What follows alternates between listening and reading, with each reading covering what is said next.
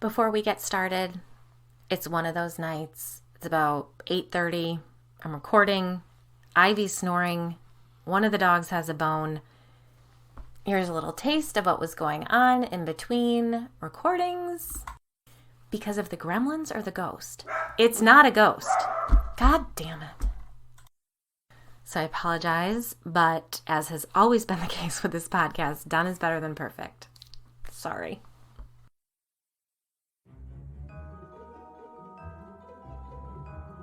Grab a roadie and your Barber jacket, because we're headed out of the Swells.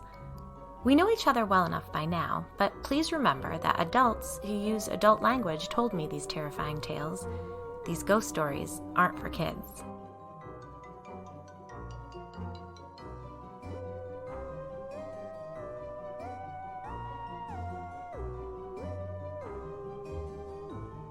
Well, I'm turning in my paper late again. I have no excuse. There are reasons. With 67 ghost stories and 10 out of the Swells spooks under my belt, these interviews don't come as easily as they used to. So when they do come, I'm quite relieved. This one was a toughie, but I'm putting it out, warts and all. My primary goal is and always has been to distract you, but I'm also here to distract myself. So let's head out of town, hop, skip, and a jump out of the Swells, and get caught up in someone else's problems. Bundle up, because we're headed out to the woods. We're on to Out of the Swells number 11. The Homestead.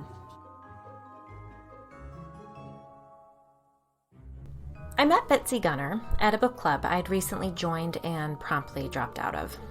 At the top of the meeting, we were forced to go around the circle and introduce ourselves, and I was as vague as I could be, but when pressed, I admitted to writing a blog, and then, when pressed further, I confessed that it was a collection of interviews about hauntings in Wellesley. A blog for children? One woman asked, skeptically. Oh, no, definitely not for kids. There were polite smiles, and the conversation moved on, thank goodness, and the meeting carried on with lukewarm coffee and pretentious discussion about a contemporary whodunit in which the heroine discovers the worst about her husband. The book wasn't really my cup of tea because dramatized real-life trouble gives me bad dreams. You know, I watched one episode of Grey's Anatomy. One. I couldn't even make it past the first 15 minutes, and the scenes I saw still haunt me years later. Oddly enough, I just read a story about a cannibalistic family in the woods of northern Maine who terrorize a group of unsuspecting vacationers, and yet I've been sleeping like a baby. Shrugs and trauma response. Moving on, if you haven't noticed this yet, I am very, very anxious and rather awkward. When I'm out in the world, I work really hard to tune out the nervous static in my mind so I can be somewhat present with the people around me. It never seems to get easier, even with people that I know very well. In fact, it's rather exhausting, but it is what it is. So attending that meeting was enough to drain the ever-loving shit out of me for the rest of the week.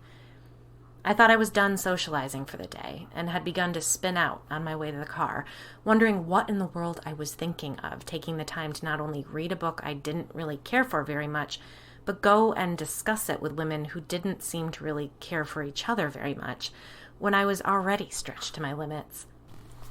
I was in the expected, antsy, anxious state, beating myself up for everything I said and did not say, the typical backlash of being so flipping hyper-vigilant when I'm with other people. I was in the parking lot, amped up in that super self-involved way that is generalized anxiety, doing my best to remind myself that no one there gave a hot damn about me, when I sensed someone behind me. I looked over my shoulder to see a woman with a sharp pixie cut beelining my way. I forced a tight-lipped smile and quickened my pace. "I need to speak with you," she said in a raised voice, her tone stern. "Sorry, I'm in a bit of a hurry. I've got to get the kids," I lied. She reminded me of a person from my past, and that carried with it the old feeling that I was in really big trouble, and my best bet was to run. "It will only take a minute, please." Instead of fight or flight, I froze and fawned. "Sure, sorry. How can I help?" "You're the vlog woman." She thrust out her hand. It took me a moment to realize she wanted to shake. Are we supposed to do that anymore? I don't know, but I did. Pushing her sunglasses to the top of her head, she said, "I'm Betsy Gunner. It is pure luck that I went to that meeting. I'm only back in town for a week, and I want to catch up with some old friends. I'm wondering if I might pick your brain. I hate that saying. It is so graphic. I said, "What were you hoping to talk about?" "This is going to be good," I heard Clara say excitedly. "Woodland creatures," Bitsy replied firmly. "Oh, I don't know that I know too much about... I believe the appropriate term for them is gremlins." "Oh. Have you had any experience with such beings?" "Not personally, but I did talk to a woman who lives over by Babson who had a problem with them," I replied, thinking of Michelle Penna, the woman who'd been stalked by a creep then terrorized by gremlins. Text in brackets. See ghost story number 24. Stalkers, gremlins, chickens, perspective, and a pudgy chocolate lab named Moose. End brackets. "Really? I wonder if you might give me her contact information." Sorry, she's dealt with a lot. I don't know if..." "Of course." Bitsy cut me off again. "Why don't I tell you what's happened, and we'll go from there." She pulled her cell phone out of a big Bottega Veneta tote. Is that how you pronounce that? I don't know, but they're all the rage around here, and I made the mistake of looking them up online. It was a no for me. "What is your phone number?" she demanded. I gave it to her. "We'll have coffee. Tomorrow works best for me. I'll text to confirm. Tate?" "Sure," I agreed. She pulled her sunglasses back down over her eyes. "I need to run. I'm meeting with a veterinarian to see if they can offer any guidance. We'll head back up north on Saturday, and I don't want to go back empty-handed." "Sure." I wasn't sure what else to say. "I'll be in touch." She took a hard left and strode over to a Jeep Wrangler. I was intrigued. Bitsy and her husband James decided to go off-grid last fall. "Truly off-grid or like California sober off-grid?" I asked over Tate's subpar coffee. They had pastries and chicken salad nailed, but the coffee? Oof. My comment got her to crack a smile. "Truly and completely off-grid. James and I toyed with the idea for years, and when a camp came on the market, we decided to go for it." "May I ask why?" "The property was a steal, and we felt it had all the features we needed." "No, I mean, why did you want to go live in the woods with no connection to all of this?" I clarified, waving my hands around at the bustling, gorgeous cafe around us. Bitsy took a delicate sip of her $7 oat milk latte. I don't want to jump to conclusions, but the way she presented herself did not scream homesteader. In fact, it didn't scream anything. They say that money screams, but wealth whispers. Bitsy's clothing whispered tailored elegance. Her Jamie Lee Curtis gray pixie cut whispered bi-weekly trims on Newberry Street. The antique gold charm bracelet on her wrist, generational wealth. "I read through your blog last night," she said finally. "Okay. All of those things really happened here." I nodded. "If that's true, then it makes what's happening to us in the woods seem much more tolerable, or at least somewhat acceptable, as though we may be able to find a solution." "I doubt that," muttered Claire. "What's happening in the woods?" I asked, ignoring the remark. She studied me for a long, uncomfortable moment. "You dabble in prepping." I laughed.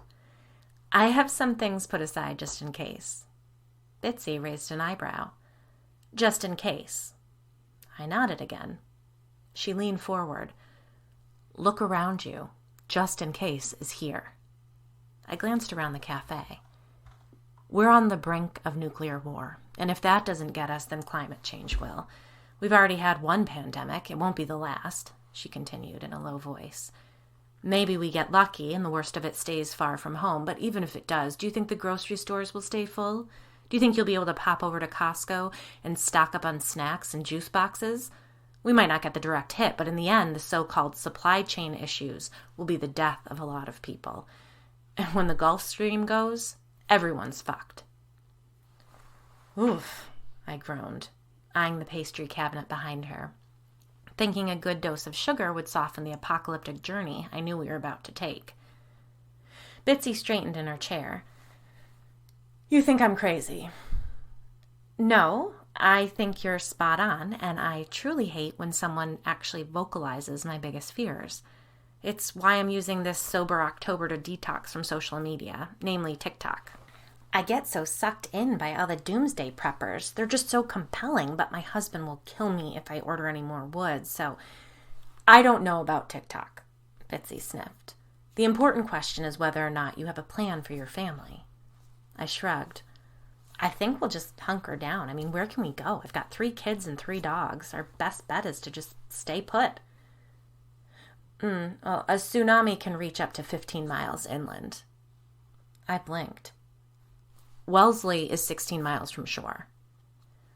We aren't really prone to major earthquakes on this coast, I argued, even though I knew from the aforementioned doomsday prepper TikTok scrolling that wasn't what she was talking about. Bitsy raised an eyebrow. What about a strategic underwater strike by a nuclear warhead, resulting in a 300-foot wave of water? I sighed. Right, but what are the chances? What are the chances of a worldwide pandemic? I held up my hands. My mental health isn't great right now, so I can only go so far down the rabbit hole with you, okay? But I get your point. So you bought a camp in the woods up north with the intention of going off-grid. Then what? Well, then we started the homestead. We hoped the property would serve our family as a safe haven. We brought up enough supplies to make it through the winter with a plan to get the garden going in the spring and grow everything we needed going forward. What about dentists? I interrupted. And doctors, for that matter. Excuse me? Claire giggled. I mean, I always wonder, when people go off-grid, do they still visit medical professionals regularly or only in an emergency? I mean, you were really far from home, so did you find doctors up there? Or... James is a physician. We stockpiled antibiotics and other medications we might need. But they expire, I pointed out. He could write a new prescription, Bitsy snipped. Would you go to a dentist if you had a cavity? Of course I would, she snapped. We had a full workup before we left for camp. But yes, if something came up, of course we would seek medical attention. Sorry, I just haven't ever had the chance to talk to someone who actually tried to go all in. I've talked to a pretty hardcore prepper, but no one that took off to the woods. It's pretty brave. Bitsy sighed. And reckless. Where's your camp? I'd rather not say. That's understandable. So what went wrong? The thing that eats me up is that we thought we'd planned for every contingency. We did our homework. Our intention was complete self-sufficiency, and I just knew we would have achieved it if we'd chosen any other plot of land. We knew we didn't want to be too far from civilization, just far enough that when things fell apart, we'd be safely entrenched and self-reliant.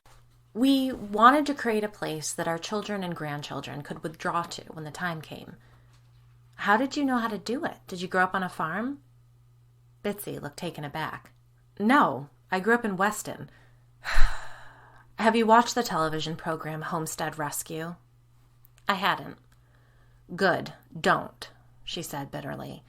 That damn show started us down the road to perdition. How's that? I asked, knowing full well I'd watch the show the second I got home.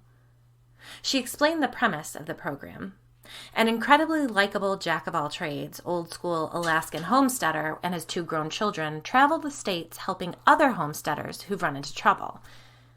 They make it look so straightforward, Bitsy complained. As though with a well, some solar power, chickens, and a good-sized garden you can self-sustain indefinitely. I knew we were in for hard, even back-breaking work, but I also knew it would be worth it. But if I hadn't gotten into that show, I may have researched other options. Now I wish I'd looked further into bunkers. Bunkers? Old Cold War bunkers. If I'd known then what I know now, we would have sunk our money into fixing one up and stocking non-perishables. I was so wrapped up in pandemic and government collapse fears that a homestead felt like the right course of action. Now I see nuclear war on the horizon with climate disaster not far behind it, and I just... She trailed off.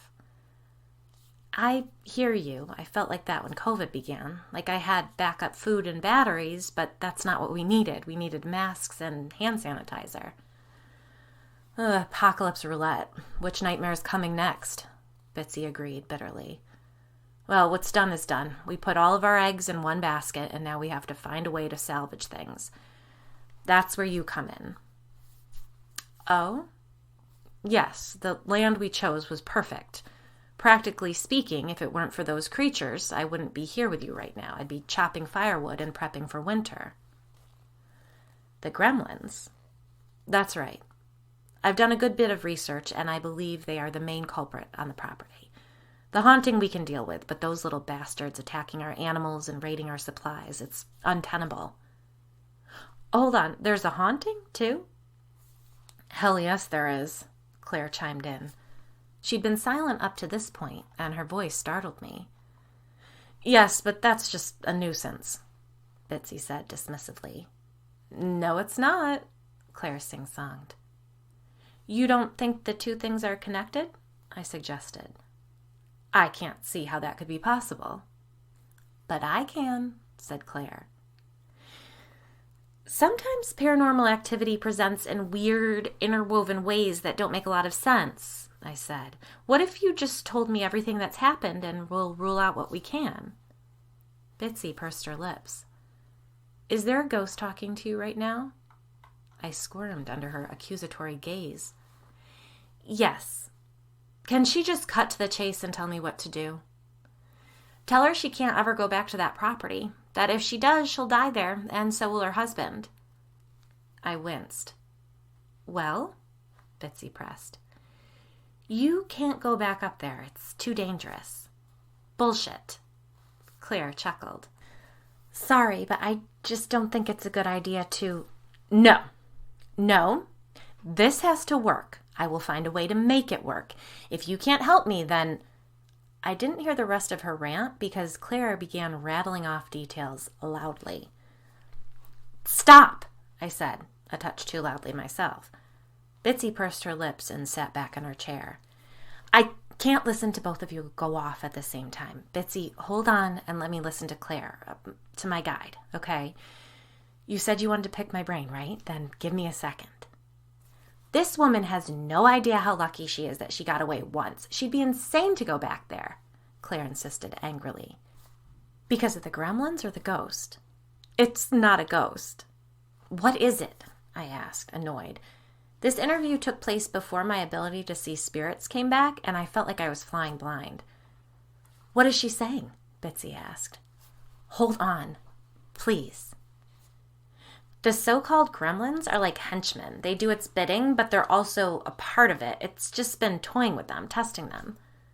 Is there anything they can do to protect their property? Screw the property. They might not even be safe here. Why? It followed them. It's right here. Oh, its goal is to kill them. What is it? It doesn't want me to say. Yikes. Okay, but can you describe what it looks like? Well, when it first sat down beside her, it looked like her, but with long white hair instead of a pixie cut. I thought maybe it was a relative of hers before it shifted. Since we've been talking, it's looked like a deer and then... A deer? Yeah, but like an evil one, Claire explained. And now it looks like a demon, like a forest demon. It's sitting here right now? Where? Bitsy nearly shrieked, looking beside her on the bench. It's sitting next to you. It followed you from the camp, I replied, as Claire went on describing the monster. Okay, I said finally.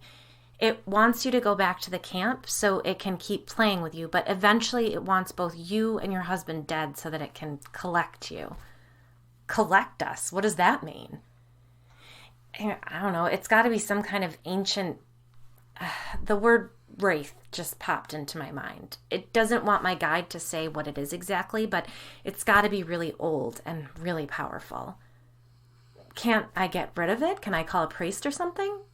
Not a priest, no. They don't have any authority here, but maybe a Wiccan could help. You need someone who really knows what they're doing. In the meantime, you need to sell that camp. You can't have ownership of it. Ownership binds you to the entity tied to the land there. We put so much work into that place, Bitsy whined. Right, but it's going to kill you and your husband, so... How can I sell it to someone else? That seems cruel.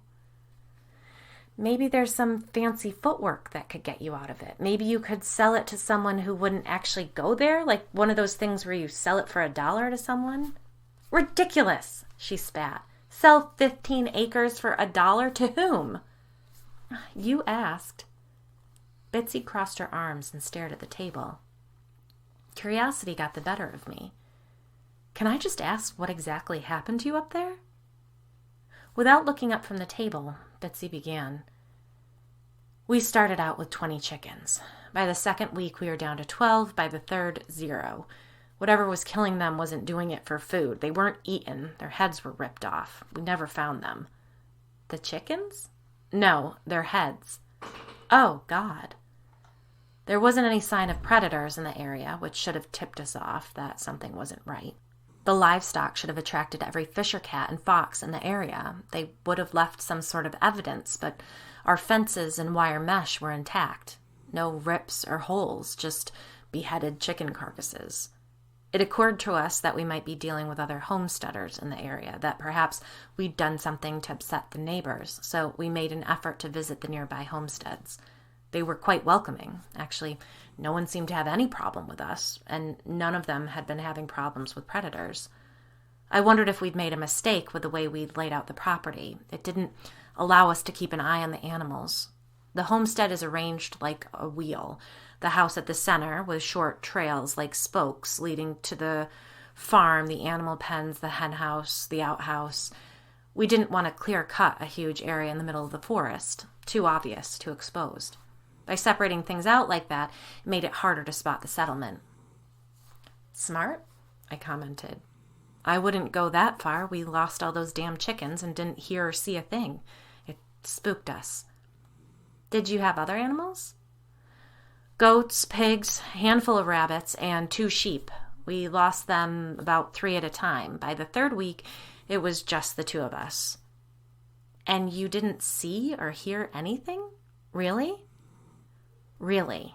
That's another thing out there. When you went to sleep at night, you went to sleep. It was more like blacking out the second your head touches the pillow. I blamed it on all the hard work we were doing to keep everything running, but it wasn't just that. I'd wake up in the morning feeling like I'd been drugged. And the dreams, Lord help me. The violence, just the worst things you could imagine. Like what? I asked, feeling nosy but too curious not to inquire. The best way I can describe them is apocalyptic. A night's worth of one scene after the next of worldwide annihilation and its aftermath. Eesh.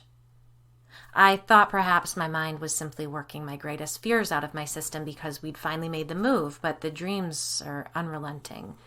She sighed deeply. Let me see, what else has happened? Well, we have 2 cabins, both A-frames with solar panels for limited electricity, wood stoves for heat. The root cellar is right behind our cabin. The second day we were on the property, before all the problems began with the animals, I was inside our cabin stacking wood beside the stove, and James was out clearing fallen branches. He said that I walked out of the woods and over to the root cellar. He called out, and I didn't say a word but motioned for him to follow me. Bitsy made finger quotes, opened the root cellar doors and disappeared down into the darkness. It's a large space. We figured bigger was better and dug down 12 feet to a 12 by 12 space. Anyhow, James followed me into the root cellar thinking I had something to show him, but when he got down there, he was alone. I'd disappeared. It was the only time that either of us saw another person. He couldn't explain what he saw, but he knew it couldn't have been real. I worried that we should come back to town and have his doctor look him over, but he insisted he was fine. The next morning, we found the first chickens. From there, things got worse and worse. But you mentioned gremlins, I prompted. They're everywhere. It's an infestation. My first encounter with them was in bed, of all places. I dozed off reading. James was in the main room finishing a puzzle, and I felt our dog, Fitzy, hop up onto the bed and snuggle in behind my legs. It was something that happened 1,000,000 times and felt so familiar that I didn't think anything of it at first, until I woke up fully. We don't have a dog. Fitzy passed away last year. Oh, Jesus. I jumped out of bed the second I realized what was happening, and I caught the briefest glimpse of the thing scrambling down to the floor and running out the bedroom door. I screamed for James, but he didn't see anything. What did it look like? That time I only caught a peek of it, and even though it was walking on two legs, I convinced myself it had been it sounds absurd, but a malnourished muskrat or a mink with mange. It was gross. Later on, when I really got a good look at them, she shuddered. Only their paws and feet have fur, short, spiky-looking fur, and they have long, thick black whiskers, short legs, long feet and bodies, these long arms that reach down to their little knees, and a pointed head. Did you think that maybe that thing was responsible for the chickens? Not yet, not then at least. This happened one of the first nights we were there, and we assumed that an animal had gotten in somehow, though we didn't find any signs of infestation. In fact, we never have. They leave no physical evidence of themselves. They just scurry around and cause chaos. You know, I did a bit of Google research and found quite a bit of information about gremlins causing all sorts of mechanical problems for the Royal Air Force during World War II. So I was thinking maybe these creatures are prone to causing chaos in times of great stress and violence. And what else could you call this time in history? But we're not at war, I pointed out. Aren't we? Well, you certainly aren't in a war. You're on a remote homestead. But I'm not the only one. I belong to several homesteading and prepping Facebook communities, and there are people complaining of very similar situations. You need to end this conversation, Claire said, her voice urgent. Montana, Ohio, Georgia, Arizona, Betsy went on. These people do not know each other, and they are describing similar creatures. I suppose I'll need to adjust my theory considering this, what did you call it, a wrath? Wraith, I corrected. Liz, seriously, this thing is getting agitated. Wrap it up. Wraith, Betsy repeated. Can you imagine if this is just the tip of the iceberg? It's an interesting theory, I said, and I'll ask around to see if I could get you in touch with... What if this is an indication that something bigger really is coming, and it's stirring up creatures who thrive off, well, I suppose you might say mass disaster or war, Betsy went on. You're getting too close. We're not supposed to... Claire gasped and stopped talking. Betsy continued rambling on, and I began to feel very, very cold. Betsy, I have to ask you to stop talking about this. Excuse me? I'm sorry. I think you might be right, but talking about it seems to be creating some sort of a problem with the entity thing that followed you here. Get up now, Claire nearly yelled. I winced. I pushed away from the table and grabbed my bag off the floor. Where are you going? I'm sorry to be rude, but I have to go. I will text you the contact information from a Wiccan practitioner as soon as I'm able to find one who can help you. Best of luck. Best of luck, Betsy hissed. Go, Claire demanded. Sorry, I called over my shoulder as I scurried to the door and out into the parking lot. What the hell was that? I whispered.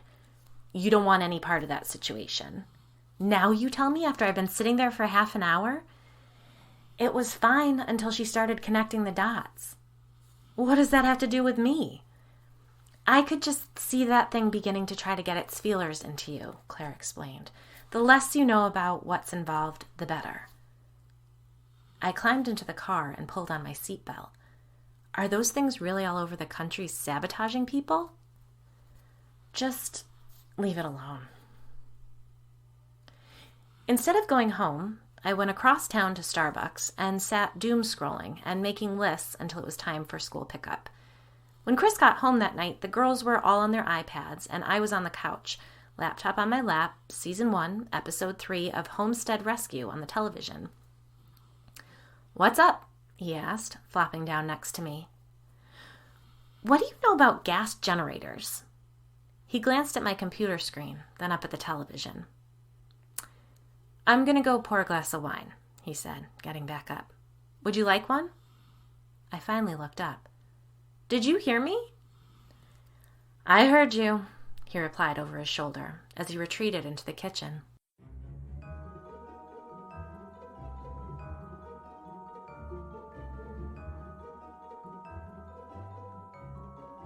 I've made a commitment to keep our space ad-free, but if you're interested in doing something priceless to help the show, please rate and review it wherever you listen, and follow me at Ghosts in the Burbs on Instagram and TikTok. Those things are incredibly valuable. The choice to keep this podcast independent is intentional. Your interaction with this show helps other people find our spooky little nook. And as always, while you're helping me, please do the same for all the podcasts and shows and every other bit of content you enjoy, wherever you enjoy it. I donate Ghosts in the Burbs merch proceeds to various charities, and just like Bitsy said, it's like apocalypse roulette right now. Things are happening so fast. A few people have asked where I'm donating the merch proceeds this month.